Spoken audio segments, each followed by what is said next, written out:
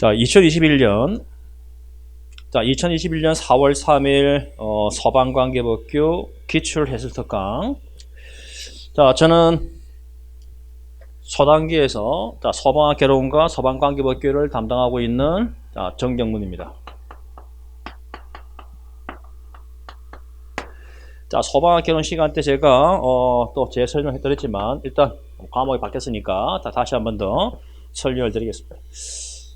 그리고 또 정경문 서방관계법규, 그리고 또 서방학개론, 그리고 또 서방학개론 기출 1500제, 그리고 또 서방관계법규 1200제를 또 제자가 또 접니다. 그래서 참고를 알아두시고, 자, 지금 그러면 서방관계법규, 자, 어저께 봤던 서방관계법규 기출 해설을 하기 전에 서방관계법규 전반적인 총평을 간략히 설명을 드리면, 자, 서방학개론과 마찬가지로 자, 변별력 있는 문제가 다수 출제가 되었습니다.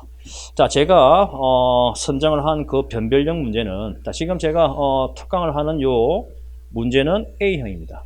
A형과 B형이 있는데, 자, 일단 전부 다 통일해서 A형으로 이렇게 하고 있습니다. 자, A형 문제를 보게 되면 변별력 있는 문제는 한 3번, 10번, 그죠? 13번, 15번, 16번, 20번. 총 6문제 정도. 자, 아마 서방관계법규를 조금 열심히 공부를 한 수험생들은 크게 어려움 없이 했겠지만, 그러나 열심히 준비를 했다 하더라도 사실 이 6문제 정도는 상당히 좀 보지 못한, 그죠? 여러분들이 책을 보면서 좀 그냥 스쳐 지나갈 수 있는, 또 보지 아니하고 그냥 지나갈 수 있는, 자, 이런 유형의 문제가 아니냐라는 겁니다. 사실 그래서 이런 문제의 유형이 올해 시험에서만 이렇게 출제가 됐느냐? 아닙니다. 분명히 차이점이 있다면 올해 시험에서 자, 이러한 변별력 있는 문제의 그 출제 문항수가 좀 더 많아졌다는 점. 자, 이게 이제 특이한 점이고, 과거 2, 3년 또는 3, 4년 전에도 사실 좀 구석구석에서 디테일하게 묻는 문제가 사실 다수 출제가 되었습니다. 자, 이것이 사실은 한 2, 3년 전, 3, 4년 전부터 이렇게 감지되었기 때문에 크게 염려할 것은 아니지만, 자, 그러나 서방학개론과 더불어서 서방관계법규도 만점 받기가 상당히 어렵다. 그죠? 자, 만점 받기 상당히 어렵죠. 또 제가 또 일선 학원에서 강의를 하다 보면 대개 수험생들이 서방관계법규에 대한 인식이 뭐냐면, 처음에는 공부하기가 너무 힘들어요. 왜냐? 외울 게 많거든요. 또 좀 더 지금 이 출제 패턴에 맞춰서 좀 더 범위를 넓혀서 이렇게 들어가게 되면 점점 더 수험생들이 좀 하기 힘들어하는, 자, 그러한 모습들을 많이 봐왔습니다. 자, 그렇지만 지금은 이제 조정 점수이기 때문에 좀 원점수가 이제 아니죠, 그죠? 그래서 원점수보다는 조금 낮지만 되게 크게 원점수에 비해서 조정 점수는 좀 크게 차이가 나지 않는다라는 그런 일말의 수험생들도 있습니다. 자, 그렇지만 조정 점수로 이렇게 이어지는, 자, 이런 시험은 올해서 끝입니다. 그래서 내년부터는 원점수 그대로, 서방관계법규도 필수 과목이기 때문에 원점수 그대로 들어갑니다. 했을 때, 자, 이 정도 수준이 내년 시험에서, 또는 이보다 좀 더 높은 수준이 내년 시험에 나왔을 때, 자, 어떻게 고득점 받을 수 있느냐? 서방관계법규는 일단 고득점이면, 과거에는 주로 100점이었는데 지금은 사실 100점 맞기도 상당히 좀 힘들어 할 수 있는 부분들이 많습니다. 90으로 받겠습니다. 그죠? 자, 90점 이상 반단 상당히 고득점이죠. 그죠? 전체 평균을 많이 올릴 수 있는, 자, 그러한 과목인데, 과연 여러분들이 앞으로 있을 시험에서 점수를 많이 올릴 수 있도록 관계법규를 고득점 받기가 쉽겠느냐? 자, 그것은 여러분들이 하기 나름입니다. 자, 그래서 제가 서방학개론 시간에서도 아까 제가 앞에서 한번 말미에 설명드렸지만, 여러분들이 어디에서, 그죠? 무엇을 가지고 어떻게 열심히 했느냐에 따라서 사실 판단할 수 있습니다. 자, 그리고 또 차차 여러분들이 문제를 접하다 보면요, 아마 지금 제가 방금 말씀드렸던 왜 이런 이야기를 하는지를 아실 거예요. 자, 또 특히 변별력 있는 문제가 많이 출제가 되었고, 그리고 또 종합적 사고를 묻는, 물론 법규가 사고라고 할 수는 없습니다. 생각을 그렇게 많이 하는 문제는 아닌데, 자, 이 말은 뭐냐면 그만큼 종합적이라는 겁니다. 그죠? 하나의 단답식으로 묻는 것이 아니라 종합적으로 이렇게 묻는 문제가 다수 출제가 되었다라는 점. 단답의 유형의 문제는 거의 없습니다. 자, 거의 없다, 그죠? 자, 그리고 또 점점 이제 문제 난이도가 높아지고 있다라는 점. 분명히 작년보다 올해 시험이 또 높아졌습니다. 그래서 작년보다 뭡니까? 올해 시험이 큰 변화를 뭡니까? 주지 아니하고 공부를 하신 분들은 아마 이번 시험에서도 고득점 나오기는 상당히 어려울 거예요. 자, 그래서 일단 이 제가 방금 조금 전에 변별되어 있는 문제 한 6문항 정도를 제가 쭉 나열했는데 그 문제를 얼마나 여러분들이 잘 푸냐에 따라서 관계법규의 당락이 좌우될 수가 있습니다. 자, 그만큼 이제 서방학개론과 더불어서 관계법규도 그렇게 만만하게 봐서는 안 되는 과목. 자, 보겠습니다. 그러면 1번 문제. 자, 이번 시험도 마찬가지 이제 공개가 되면서부터 자, 서방관계법규는 총 4가지 법이죠. 해서 보통 속칭 4분법이랍니다. 서방기본법, 그리고 화재예방, 서방시설, 설치유지 및 안전관리에 관한 법률, 서방시설공사법, 위험물 안전관리법에서 이렇게 4가지 법으로 분법이 되어 있고 각각 뭡니까? 5문항씩 출제가 되었었죠. 자, 사실 이렇게 이제 나오다 보니까 여러분들이 좀 공부하기는 좀 편리해요. 그나마 좀 다행스러운 것이 위험물 안전관리법이 상당히 범위가 넓습니다.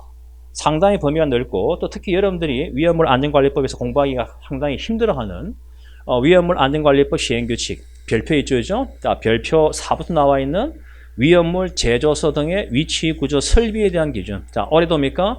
여전히 출제가 되었고 거기에서입니까? 무려 3문제가 출제가 되었습니다. 5문항 중에서, 그죠? 자, 이렇게 범위가 넓고 뭡니까? 어려운 파트가 쏠려 있는 위험물 안전관리법에서 5문항이 나왔다. 자, 그나마 좀 다행스러울 수도 있고 그렇지 않을 수 있습니다. 다행스럽다는 말은 뭐죠? 어려운 파트가 3문항 정도밖에 나올 수 없는 환경.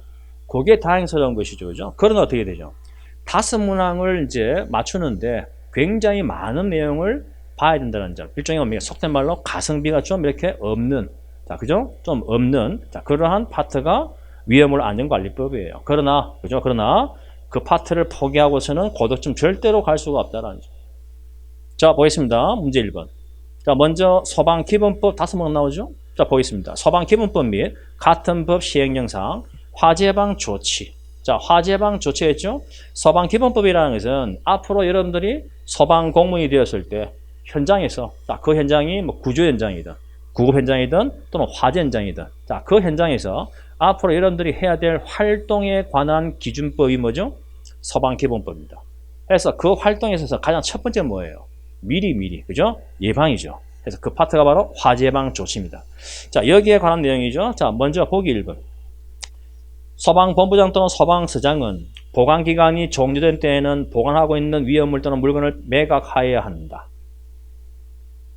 맞습니까? 맞죠, 그죠? 자, 이 말은 무슨 말이에요? 사실 지금 화재예방 조치라는 뭡니까? 전반적인 내용이 다 이렇게 이제 빠져 있고 일단 문제를 풀기 위해서, 그죠? 다 알고 있다는 가정하에서 문제를 풀기 위해서입니까? 부분적으로 이렇게 나와 있는 조문이죠, 그죠?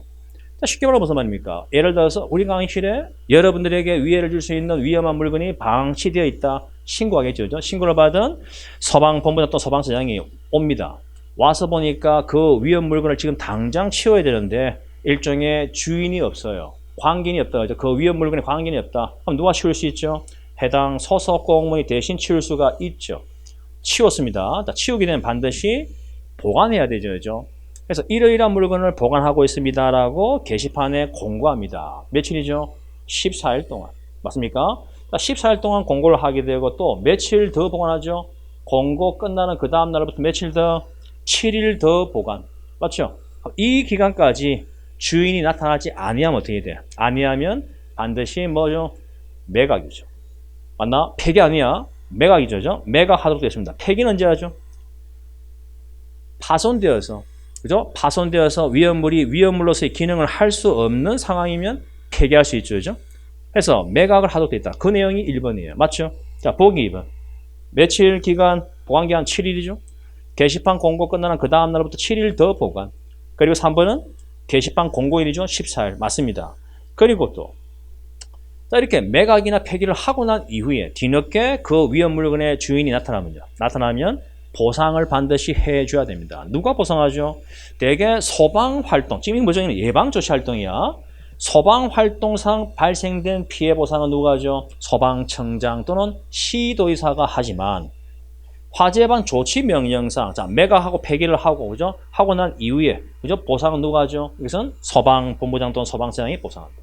맞습니까? 시도의사가 아니라 소방본부장 또는 소방서장이 보상하죠. 답은 4번입니다. 다음 2번 문제.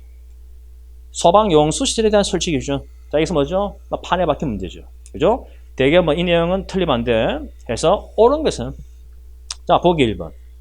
소화전의 연결 금속구의 구경은 40mm가 아니라 65mm. 그죠? 그리고 또 공업지역이면 수평거리는 100m. 맞죠? 답은 2번이죠. 3번. 상수도의 연결. 맞습니까? 저수는 상수도의 연결, 이 말은 사용되고 있는 물은 수돗물이죠. 그리고 수동이 아니라 자동으로 급수될 수 있는 구조. 그리고 급수탑의 개폐 밸브의 설치 높이는 1.5 이상 1.7m 이하죠. 그죠? 답은 2번입니다. 다음 3번 문제.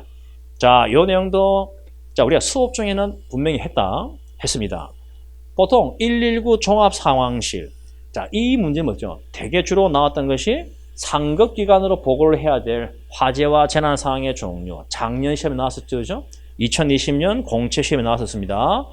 그래서 119 종합 상황실은 주로 소방청, 소방본부, 소방서에 설치 운영하죠. 그래서 상급기관이란 소방서에서 본부로, 본부에서 청으로 보고를 해야 될 화재와 재난 상황의 종류를 묻는 문제. 지금까지 많이 나왔었죠. 그죠? 자, 그런데 119 종합 상황실을 설치 운영하는 목적이 있습니다. 맞습니까? 자, 그 목적에 해당되지 않는 것은, 자, 분명히 법규를 열심히 공부를 했는데, 그죠? 특히 기출 문제도 다 풀고 뭡니까? 기출 문제 나와 있는 모든 내용들을 다 섭렵을 하고 갔는데 아마 3번 문제를 보는 순간 털커덕, 그죠? 아마 긴장을 많이 했을 겁니다. 봐도 이게 뭐지? 라고 하는 뭡니까? 문제가 3번이에요. 답은 2번입니다. 그래서 보기 1번에, 그죠? 상황관리, 보기 3번에 현장 지휘 및 통제, 그리고 또 보기 4번에 정보의 수집, 분석과 판단, 전파를 위해서, 그죠? 이것을 하기 위해서 만들어지는 것이 뭐죠? 119 종합상황실이다. 답은 2번입니다. 자, 앞으로 뭡니까? 소방관계법규에서도 좀 변별력 있는 문제가 나오기 위해서는 이 3번과 같은 유형, 자, 분명히 이런 유형들을 찾아서 한번 꼼꼼하게 정리를 해 두실 필요가 있다라는 거. 사실은 뭡니까? 이것이 119 종합상황실을 묻어서 그렇지, 지금까지 뭐죠? 주로 목적을 묻는 문제가 주로 잘 나왔던 게 뭐죠? 소방기본법의 목적. 그죠? 각 뭡니까? 파트별, 법의 목적이라든가 또 소방신호의 사용 목적. 알죠? 자, 이러한 부분들은 주로 여러 번 출제가 되었기 때문에 사실 뭡니까? 새롭다는 느낌이 없어. 자, 그런데 이런 유형과 똑같은 유형이 바로 3번이에요. 단지 그 테마가 119 종합상황실이라는 점이 틀 뿐이죠. 그죠? 알겠습니까? 자, 그래서 분명히 기본서 수업 중에 이런 유형들을 분명히 이제 파악을 많이 해 두셔야 될 필요가 있다는 얘기죠. 다음 문제 4번. 한국소방안전원의 업무죠. 수행 업무. 자, 이게 단순하게 그냥 외워서 푸는 문제죠. 답은 1번이, 그죠? 1번이 틀렸죠? 자, 넘어가겠습니다. 5번 문제. 소방활동 종사 명령에 대한 설명으로 옳지 않은 것은? 자, 보기 1번. 소방본부장 또는 서장은 화재 현장에서 소방활동 종사 명령할 수 있다. 맞죠? 자, 소방활동 종사 명령은 뭐냐면, 자, 이런 논리죠. 예를 들어 여러분들이 길을 가다가 화재 현장을 목격합니다. 자, 가던 길을 멈추고 열심히 구경하죠. 그죠? 자, 그런데 열심히 뭡니까? 불 끄고 있는 소방대장이 자, 불 끄는데 뭔가 2% 부족하다. 그죠? 무슨 말이죠? 소방활동, 그죠?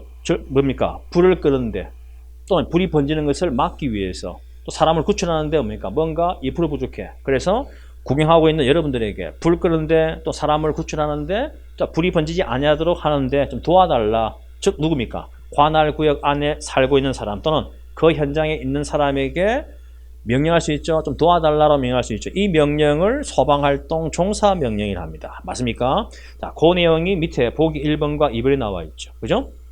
자, 그리고 또 이 명령을 수행하는 사람이 열심히 뭡니까? 도와주다 보면 여러 가지 비용이 발생할 수가 있죠. 맞습니까? 비용이 발생할 수 있다 그러죠. 자, 비용 지급은 누가 하죠? 비용 지급은 시도지사가 비용 지급합니다. 맞습니까? 보기 3번은 틀렸죠. 그죠? 해서 소방활동 종사 명령을 받고 그죠? 이행하는 과정에서 발생되는 비용은 누가 지급해? 시도의사가. 맞습니까? 반면 뭡니까? 열심히 도와준 사람이 다치거나 심지어 사망합니다. 누가 보상하죠? 보상은 소방청장 또는 시도의사가 보상합니다. 그래서 답은 3번이죠. 맞습니까? 자, 다음 6번 문제. 자, 6번부터는 이제 화재 예방, 소방시설 설치 유지 및 안전관리에 관한 법률이죠. 그죠? 공동 소방안전관리자 선임 대상 특정 대상물로 옳지 않은 것은 즉 한마디로 뭐죠? 공동 소방안전관리 대상물입니다. 답은 3번이죠. 자, 이 내용도 사실 뭐 나올 만한 내용이 나왔고, 그죠? 너무 판에 박힌 내용이죠, 그죠? 답은 3번. 복합 건축물로서 연면적 5,000제곱미터 이상 또는 보기 2번처럼 5층 이상인 복합 건축물이죠, 그죠? 답은 3번입니다. 다음 7번 문제. 소방용품을 묻고 있죠, 그죠? 소방용품 중 경보 설비를 구성하는 제품 또는 기기로 옳지 않은 것은 3번이죠. 누전 차단기가 아니라 누전 경보기가 되겠죠, 그죠? 자, 이것도 마찬가지 단순하게 암기해서 푸는 문제. 자, 다음 8번 문제. 간이 스프링클러 설비를 설치를 해야 될 특정 대상물로 옳지 않은 것은 자, 물론 이 8번도 뭡니까? 예측은 충분히 가능해요. 그죠? 자, 우리가 수업 중에도 분명히 시험 나온다.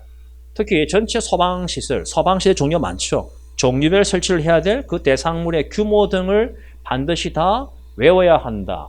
특히 간이 스프링클러 설비는 사실 지금까지 공채에서는 그렇게 썩 자주 나오지는 아니었다. 그렇지만 특채시험에서는 학과 특채시험에서는 주로 자주 출제가 되었던 것이 간이 스프링클러. 아마 제가 수업 중에 강조를 많이 했었습니다. 반드시 한번 봐두실 필요가 있다. 그죠?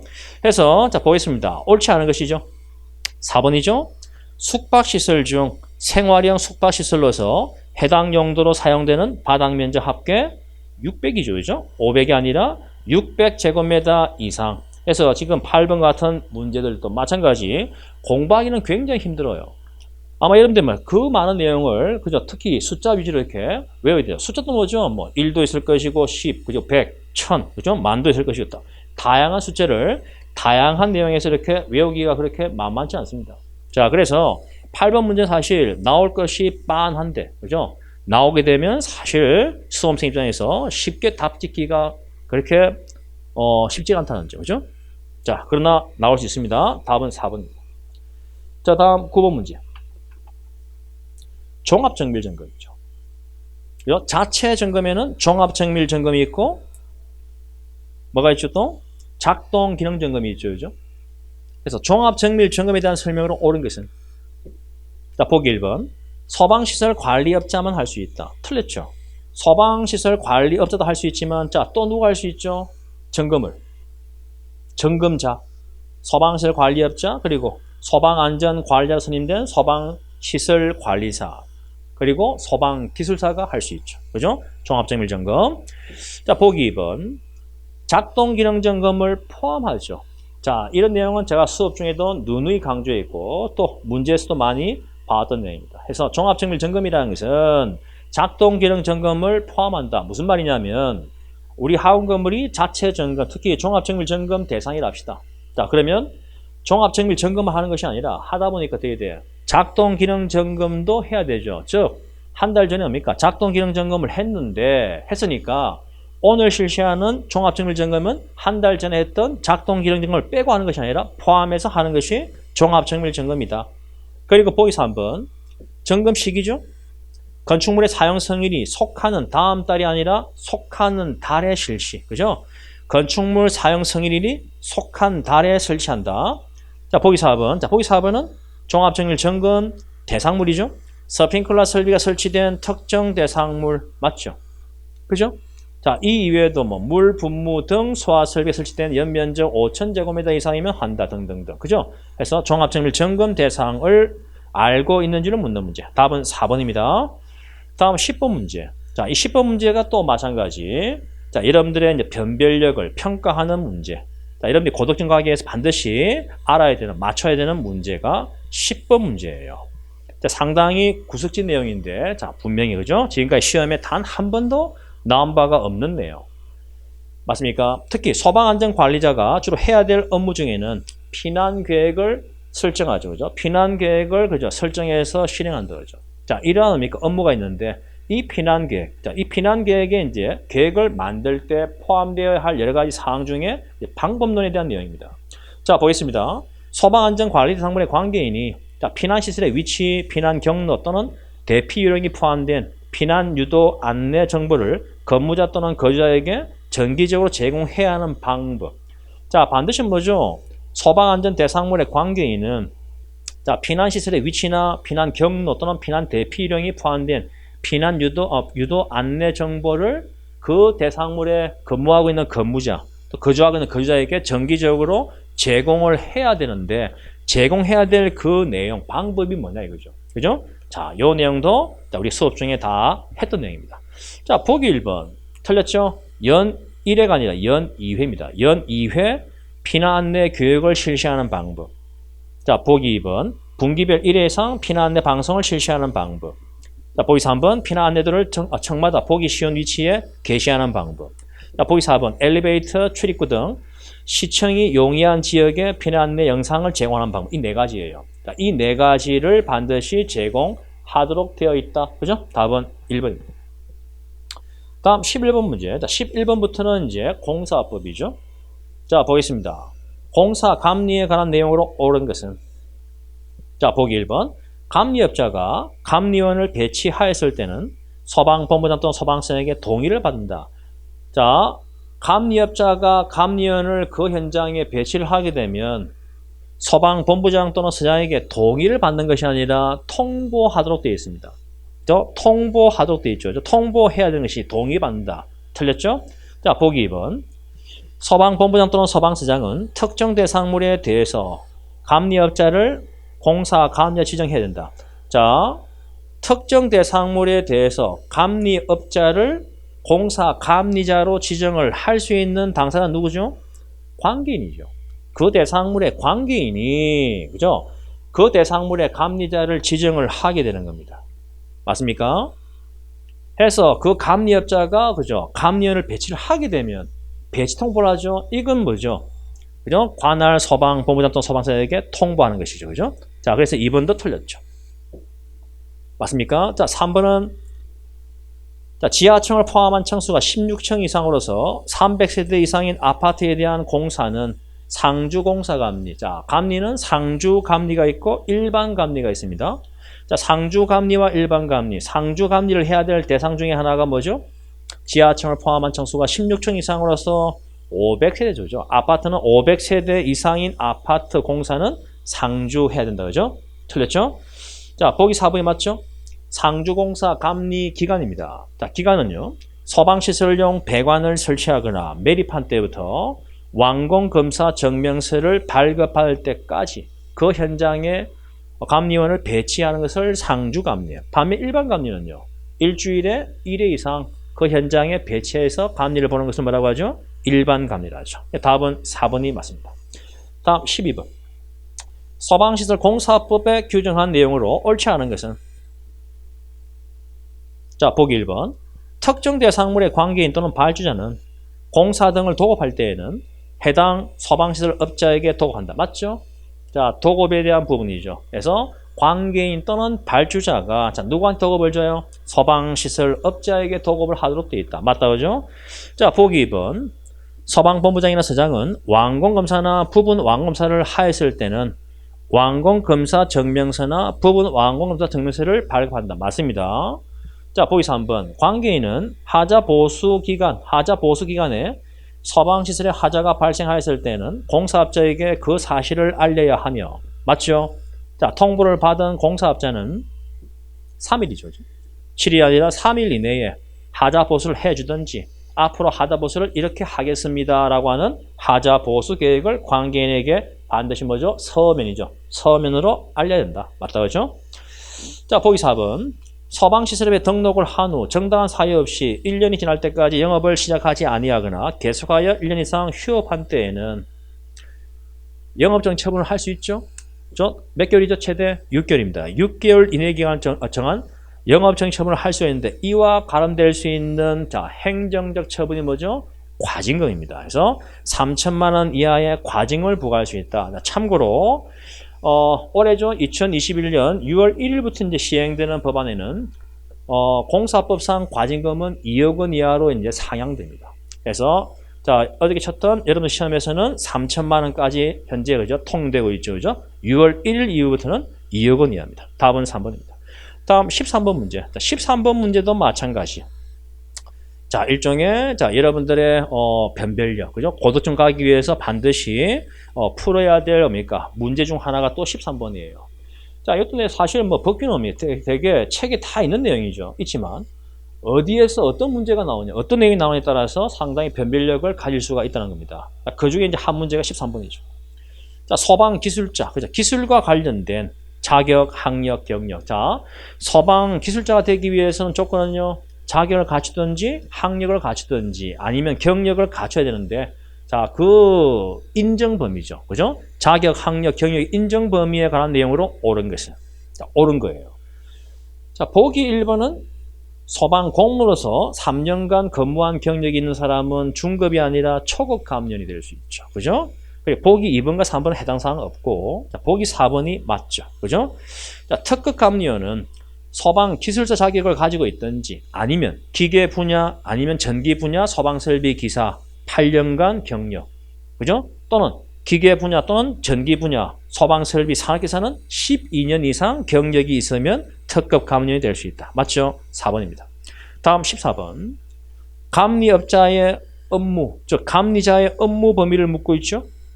자, 이것도 단순하게 암기해서 풀 수 있는 내용인데, 특히 이 14번 문제가 조금 이렇게 디테일하고 좀 어렵게 나오게 되면 사실 적법이냐 적합이냐, 자, 요걸 가지고 장난치는 문제가 나올 수 있습니다. 일단 답은 4번인데, 설계업자가 작성한 시공 상세도가 아니죠. 시공은 누가 합니까? 설계업자가 하는 게 아니죠. 공사업자겠죠. 그죠?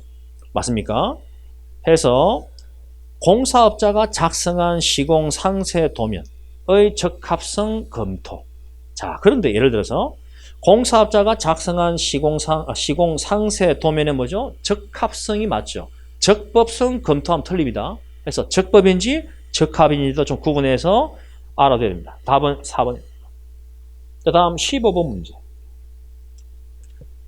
서방 공사업자는 서방 hil자를 서방 공사 현장에 배치하는 것이 원칙이지만, 발주자가 서면으로 승낙하는 경우에는 해당 공사가 중단된 기간 동안, 자, 서방 hil자를 공사 현장에 배치하지 아니할 수 있도록 되어 있는 예외 사항이 있다. 자, 다음 중 그 예외 사항으로 옳지 않은 것은, 자, 이 15번도 마찬가지입니다.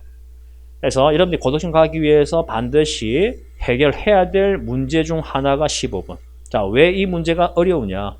사실 이것은 뭐죠? 일종의 시행령 별표에 나와 있는 내용이죠. 그죠? 별표에서도 비고 부분.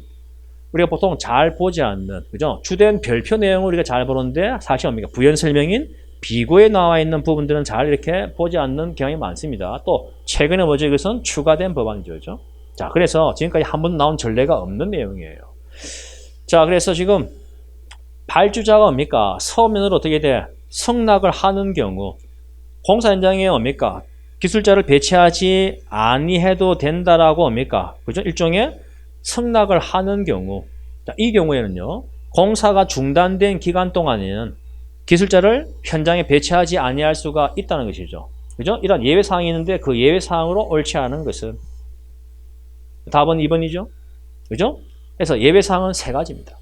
그래서 1번에 발주자가 공사 중단을 요청한 경우에는 배치하지 아니할 수 있고, 자, 보기 2번, 민원 또는 계절적 요인 등으로 해당 공정의 공사가 일정 기간 중단된 경우도 할 수 있죠. 자, 보기 4번, 예산 부족 등 발주자의 책임이 있는 사유 또는 천재지변 등 불가항력적으로 공사가 일정한 기간 중단된 경우, 자, 이 3가지 경우일 때 예외사항이죠. 그죠? 예외적으로 그 현장에 기술자를 배치하지 아니할 수가 있다. 답은 2번입니다. 자, 16번 문제도, 이제 16번부터는 위험물 안전관리법이죠. 자, 16번 문제도 마찬가지. 여러분들이 5개 탱크 장소, 즉 위험물 제조소 등의 위치, 구조, 설비에 대한 기준을 사실 그렇게 열심히 많이는 안 볼 거예요. 그죠? 자, 물론 뭡니까? 우리 수업에서는 안 그렇습니다. 굉장히 뭡니까? 시간적으로 많이 또 투자를 하고 있고, 또 그만큼 뭡니까? 출제 빈도가 꽤나 있기 때문에, 그래서 많이 투자를 하고 있는데, 설사 뭡니까? 많이 투자를 했다 하더라도 뭡니까? 꼼꼼하게 여러분들이 정확하게 암기가 안 되어 있으면 사실 이 16번 문제도 풀기 어렵습니다. 그래서 좀 제가 보고 있는 또 고득점 가기 위해서 반드시 해결해야 될 문제 중 하나가 또 16번이에요. 자, 보겠습니다. 5개 탱크 장소의 위치, 구조 및 설비에 대한 기준에 관한 내용이다. 자, 빈칸에 들어갈 숫자로 옳은 것은, 자, 보기 박스 봅니다. 가에 나와 있는 것은 보유공지죠. 자, 반드시 보유공지를 확보해야 되는데, 일종의 탱크의 용량이죠. 그죠? 지정수량, 그죠? 그 배수 관계에 따라서, 자, 배수 관계에 따라서 확보해야 될 보유공지. 자, 봅시다. 지정수량 600배, 650배네요. 650배면은 그 범위를 보게 되면 500배 초과 1000배 이하죠. 500배 초과 1000배 이하의 범위에 해당되니까 이때 확보해야 될 보유공지는 5m 이상이죠. 그죠? 5m 이상입니다. 자, 밑에 나는요. 5개 탱크 장소에는 이제 펌프 설비가 있다. 그죠? 자, 이 말은 뭐냐면요. 자, 5개 탱크 저장소 있습니다. 자, 있으면 여기 있는 이 위험물을 빼내기 위해서 펌프가 필요하죠. 빼내어서니까 다른 대상으로 이렇게 이송을 하기 위해서 또는 다른 대상에 있는 이 위험물을 5개 장탱크에 또 채워넣기 위해서 뭐가 필요하죠? 동력 장치인 펌프 설비가 필요하다. 자, 이 펌프 설비에도 반드시 뭡니까? 이렇게 보유 공지를 확보해야 되는데, 자, 이 확보해야 될 공지 너비는 얼마죠? 3m, 그죠? 3m 이상의 공지를 보유해야 된다. 자, 그런데 다만 방화상 유효한 격벽을 설치하는 경우와 제6류 위험물 또는 지정수량 10배죠. 10배 이하의 위험물의 5개장 탱크 펌프 설비에는 보유 공지를 확보할 필요가 없다. 해서 3m 이상 그리고 또 10배죠. 답은 3번입니다. 지금 16번과 같은 문제는요. 자, 여러분들이 사실 뭐 강조를 제가 많이 했다 하더라도 이렇게 열심히 꼼꼼하게 합니까? 정리가 안 되어 있으면 사실 그렇게 쉬운 문제는 아니다. 그죠? 다음 17번 문제. 자, 17번 문제는 사실 지금까지 그죠? 여러 번 또 출제가 되었고 아마 또 우리 수업 중에도 많이 강조를 해왔던 부분들. 위험물 제소의 환기 설비에 대한 기준이죠. 환기, 채광, 조명 설비, 그리고 배출 설비에 대한 기준은 많이 봐왔던 내용입니다. 자, 환기 설비에 대한 기준, 옳지 않은 것은 1번이 틀렸죠? 환기 방식은 기계 배기 방식이 아니라 자연이죠. 자연 배기 방식, 그죠? 자연 배기 방식으로 하는 것이다. 그죠? 환기구는 지상으로부터 2m 이상 높이의 설치, 그리고 바닥 면적 90제곱미터일 경우. 자, 환기 설비. 자, 이 말은 뭐냐면 급기구, 그죠? 급기구. 환기 설비에는 바닥 면적 150제곱미터마다, 그죠? 급기구 800제곱cm 이상의 급기를 설치하는데, 자, 이 환기 설비에 설치되어 있는 그 위험물 시설의 바닥 면적이 150제곱미터 미만인 경우에는 바닥 면적 사이즈에 따라서 급기구 면적 사이즈가 구분되어 있죠. 그죠? 그래서 바닥 면적이 90제곱미터일 때는 급기구 면적은 450. 맞습니다. 그죠? 자, 4번에 보면 급기구는 낮은 것이죠. 환기 설비의 급기구는 낮은 것이고 배출 설비의 급기구는 높은 것이죠. 그래서 환기 설비의 급기구는 낮은 것. 답은 1번입니다. 다음 18번 문제. 자, 위험물의 종류를 지금 묻는 것이죠. 맞습니까? 자, 봅시다. 위험물의 성질과 분명히 옳지 않은 것은, 자, 보기 1번. 가연성 고체. 가연성 고체는 제2류 위험물이죠. 정린, 금속, 맞다, 그죠? 자, 보기 2번. 산화성 액체. 이것은 6류 위험물이죠. 과연소산과 질산. 맞습니다. 3번에 산화성 고체인 1류 위험물이죠. 자, 요도산 염료와 과요도산. 맞습니다. 그죠? 자, 보기 4번. 자연발화성 및 검성물질. 이것은 제3류 위험물이다. 그죠? 황리는 맞죠? 아조화합물은 제5류 위험물이죠. 아조화합물은 제5류 위험물로서 자기 반응성 물질입니다. 답은 4번입니다. 자, 19번 문제. 정기 점검 대상인 저장소. 자, 일종의 정기 점검이 있고 또 정기 검사가 있죠. 자, 참고로 정기 검사 대상은 50만 리터, 그죠? 50만 리터 이상을 저장하는 5개 탱크 저장소를 정기 검사 대상이란다. 50만 리터 이상의 5개 장 탱크이면 주로 특정, 준특정 5개 탱크 장소를 의미한다. 그죠? 자, 반면 정기 점검 대상은요.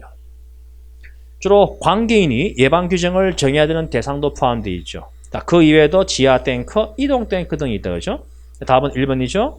자, 지하 탱크 장소, 이동 탱크 장소, 그리고 안반 탱크. 안반 탱크 장소는 예방 규정을 정해야 되는 대상이죠. 그죠? 맞습니까? 답은 1번이죠. 다음 20번 문제. 자, 20번 문제도 마찬가지. 자, 고득점 가기 위해서 반드시 해결해야 될 문제 중 하나입니다. 상당히 또 변별력이 있는 내용이죠. 그죠? 자, 위험물 안전관리법 시행규칙상, 자, 위험물 제수 등에 설치하는 소방시설의 설치에 대한 내용으로 옳지 않은 것은, 자, 일종의 이제 별표에 있는 내용이죠. 자, 보기 1번. 자, 위험물 제수 등에 화재 발생 시 소화가 곤란한 정도에 따라 그 소화에 적응성이 있는 소화 설비를 설치하여야 한다. 맞습니다. 그죠? 그래서 소화 설비를 설치하도록 되어 있고, 자, 보기 2번. 화재 발생 시 소방 공무원이 화재를 진압하거나 인명 구조 활동을 할 수 있도록 소화 활동 설비 설치한다. 자, 이 규정은 없습니다. 소화 활동 설비를 설치하는 규정은 없다. 그죠? 보기 1번처럼 소화 설비를 설치를 해야 되는 대상이고, 자, 보기 3번처럼 주유 취급소 중 건축물의 2층 이상의 부분을 점포, 휴경식정 또는 전시장의 용도로 사용하는 것과 옥내 주유 취급소에는 피난 설비 맞습니다. 그죠? 이러한 대상에는 피난 설비를 꼭 설치한다. 자, 보기 1번과 3번 그리고 보기 4번. 지정 수량 10배 이상의 위험물을 제작 또는 취급하는 제조소 등, 즉 이동 땡크 장소는 제외한 제조소 등에는 경보 설비를 설치하죠. 이 설치하는 경보 설비는 비상 경보 설비, 비상 방송 설비, 확성 장치, 그리고 뭐 있죠? 자동 화재 탐지 설비가 있죠. 맞습니까? 그래서 또 이번에 법 개정에 의해서 뭡니까? 하나 더 추가되는 것이 자동 화재 속보 설비도 설치하도록 되어 있다. 맞죠? 그죠? 자, 그래서 위험물 제수 등에는 설치하는 소방시설은 소화 설비, 그리고 피난 설비, 경보 설비를 설치를 해야 되는데 보기 1번은 소화 설비에 대한 기준이고, 보기 3번은 피난 설비에 대한 기준, 보기 4번은 경보 설비에 대한 기준. 특히 보기 4번은 작년이죠. 2020년 자 6월 시험했죠. 공채 시험에서도 보기 4번은 출제가 되었습니다. 그죠? 답은 2번입니다. 자, 이렇게 소방관계법규 기출 해석 강도 간략히 봤습니다. 자, 그래서 여러분들이 문제를 한번 쭉 보시면 아시겠지만 그렇게 문제를 보게 되면 간단하게 만점을 받을 수 있는 그런 간략한 쉽게 만점을 받을 수 있는 그런 문제는 아니에요. 특히 좀 공부를 많이 한 수험생들은 뭐 개인마다 좀 차이가 있겠지만 수험생들 이라 하더라도 사실 좀 더 구체적이고 좀 구석구석 디테일하게 좀 정리가 안 되어 있으면 사실 90 이상 고득점 받기가 상당히 이제 어려워지고 있습니다. 자, 그래서 소방학 개론과 더불어서 소방관계 법규도 가면 갈수록 그죠? 점점 더 문제 난이도가 높아지고 있는 추세라는 거죠. 자, 보시다시피 그렇게 긴 지문은 아니지만 상당히 지문이 과거에 비해서 많이 길어지고 있다. 또 단답형 문제가 자꾸 줄고 있고, 그죠? 또 하나의 테마를 정해서 전체적인 종합적인 내용을 묻는 문제가 이렇게 좀 많이 추세가 바뀌고 있다는 점 유념하시고 해서 자, 앞으로 있을 시험을 그러한 부분들을 잘 염두에 두시고 소방관계법규를 준비하시면 될 것 같습니다. 자, 오늘 소방관계법규 2021년 소방관계법규 기출 해설강 마치도록 하겠습니다. 자, 고맙습니다.